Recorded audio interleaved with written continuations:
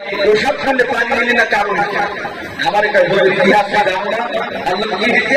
আমার ইতিহাস শোনায় ইতিহাস কি জানেন কি ইতিহাস লড়াই করতে গিয়ে নবীর বংশ ইমাম হুসাইন এবং তারা নবীর বংশ নির্বংশ হয়েছিল পানির অভাবে। যেই নবীর বংশ ফরাতের তীরে পানি ছাড়া মারা গেছে সেই পানি আমরা পীর সাহেবের এই জায়গায় ঠেকাই বলবেন না কত মানুষ নবীর বংশ ফরাতের তীরে মারা গেছে পানি ছাড়া, তাই পানি দিয়ে নাকি এটা করা যাবে। এরকম ভণ্ড পৃথিবীতে আছে না নাই? আপনারা অনেক ভালো আছে। আমাদের দেশে এরকম ভণ্ড আল্লাহর ওলি, ওদের দরবার জমজমা, ওদের দরবারে লোকজনের আনাগোনা খুব বেশি, তাদের ধর্ম প্রচারে কোনো কথা নেই। আমার দেশে যারা পরিবর্তন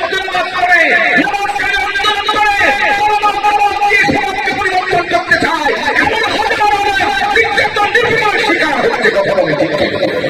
অত্যন্ত দুঃখ এবং হৃদয় বিদারক। আজ আমাদের বুকের মধ্যে রক্তের খরচটা হয়ে যায়, তবু আমরা কাউকে কিছু বলতে পারি না।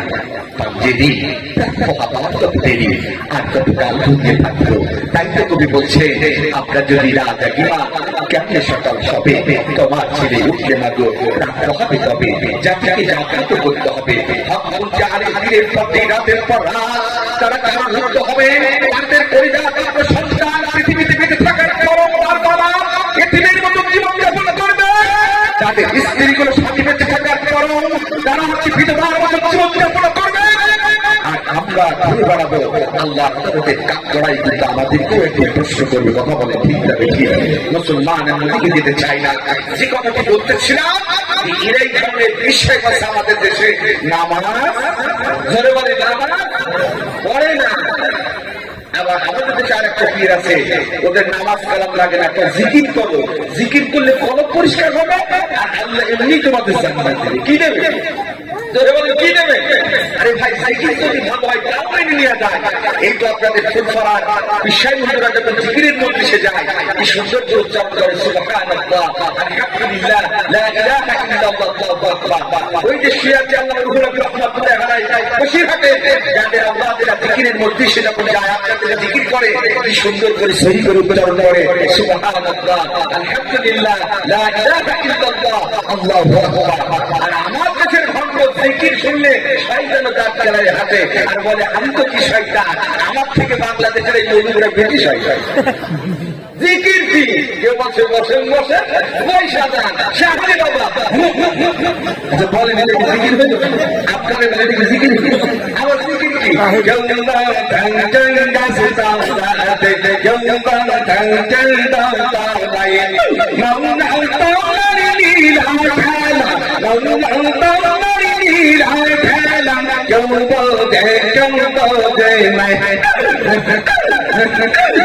বলেন এটা কি ফিকির হল?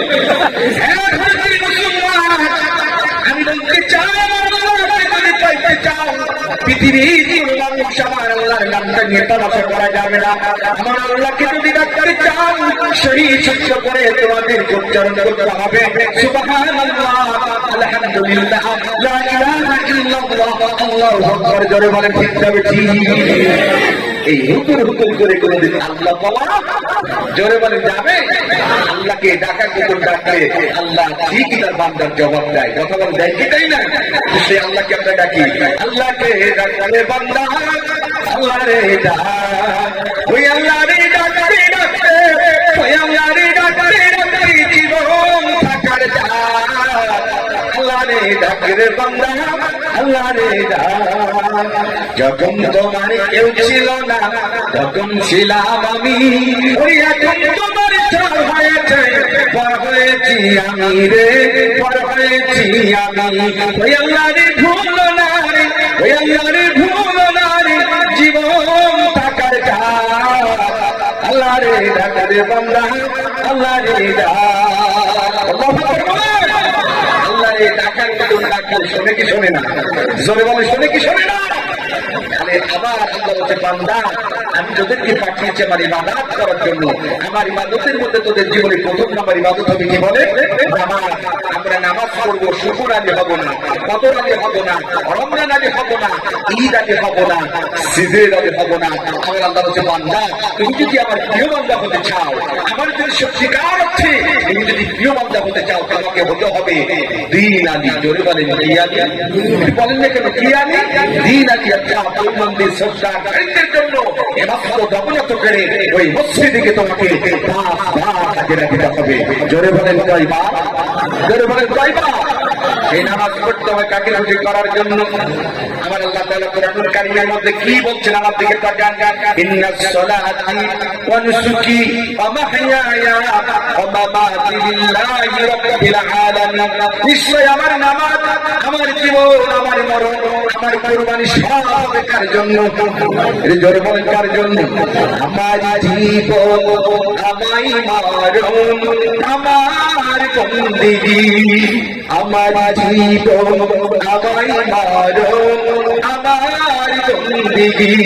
ইয়া ইলাহি, ইয়া ইলাহি কবুল করো আমার বন্দেগী। আমার জীবন, আমার মরণ, আমার বন্দেগী।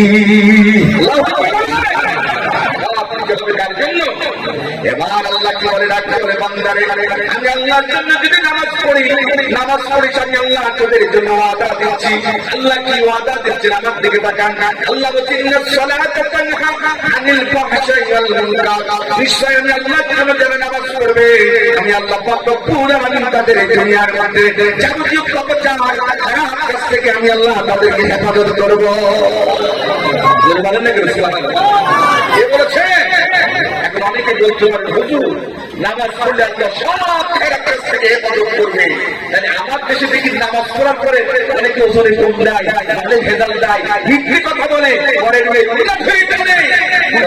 এরা আবার কোন নামাজ? এমন নামাজও আছে না? নামাজ পড়ার পরে ওজনে কম দেয়, মালের ভেজাল দেয়, মিথ্যে কথা বলে, কথা আছে না?